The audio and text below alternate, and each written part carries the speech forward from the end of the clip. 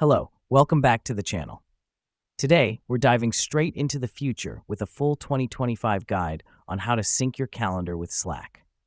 First things first, you'll need to open Slack and find the Apps section, usually located on the left side of your screen. Here's why this matters. Slack integrates with a multitude of apps, and this is where you'll find the calendar app to sync with. Once you're in the Apps section, use the search bar to find your calendar app.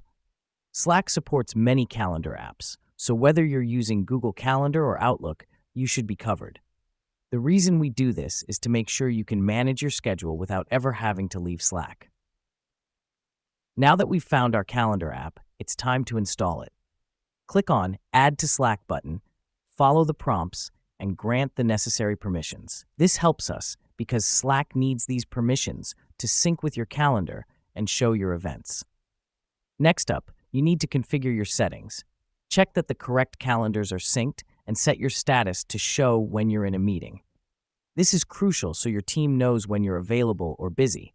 And voila, your calendar is now synced with Slack.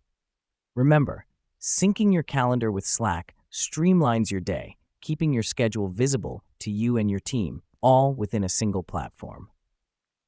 And that's it for today's tutorial.